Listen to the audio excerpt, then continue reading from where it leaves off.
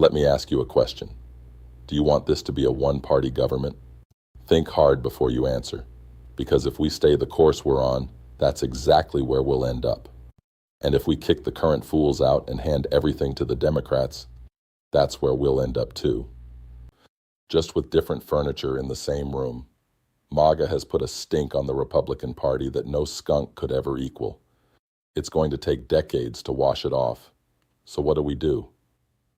Here's something worth remembering. The rhinos, Republicans in name only, as second-string Donnie so helpfully labeled them, were never really MAGA to begin with. They got saddled with the yoke through lies and promises, and a very effective campaign of misinformation. They saw through the BS pretty quickly. The trouble is, as I said, what about the smell now? It clings whether you earned it or not. Republican in name only was one of the most effective political hijackings in modern history. Trump took an entire established political party, rebranded everyone who disagreed with him as frauds and traitors, and walked off with the deed to the building. The real Republicans, the ones who believed in fiscal responsibility, limited government, and fair play, suddenly found themselves homeless in their own house. And you want to know something almost funny? Donnie used to be a Democrat. Yes, a card-carrying member of the party he now calls commie. They dodged his bullet somehow. You got crapped on instead. So where does that leave us? Dark money, the big PAC money, Citizens United, the Federalist Society machinery, has heavily invested in the two-party system and isn't going anywhere regardless of what happens to MAGA. They'll pull something out of their hat or somewhere close to their back pockets. Far-right groups, far-left groups, same game, different jerseys. Maybe they'll call it MAGA 2.0. It will still smell the same, which means the real Republicans, the ones who got bamboozled and are now standing in the wreckage wondering what happened to the party they grew up with, have a decision to make. Here's what I think needs to happen. Not all at once. Not easily. But it needs to start now. First, state election laws need to change. Not the way Trump's Save America, Steal the Election Act wants to change them. The other direction.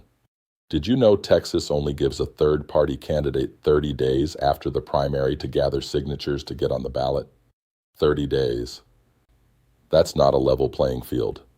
That's a locked door with a sign that says, "Use other entrants." And Texas is not the only state doing it. Not by a long shot. Second, look up ranked choice voting. Read about it. Don't take my word for it. Don't take anyone else's word against it either. RBV lets voters rank candidates in order of preference so your vote isn't wasted if your first choice doesn't make the cut. It can help address the electoral college problem, reduce the stranglehold of the two-party system, and give third-party candidates a fighting chance without the spoiler effect. It won't fix everything, but it fixes some important things. Third, and this one's for the real Republicans specifically, reclaim the name or get a new one. The Reno label was meant to shame you into silence or compliance. It did neither permanently. You're still here. The party you believed in is still worth believing in. Fiscal responsibility, limited government, fair elections, reasonable conservatism that doesn't require burning anything down. If the Republican name is too stained to salvage, get a new one. And if you want a suggestion, keep the rhino.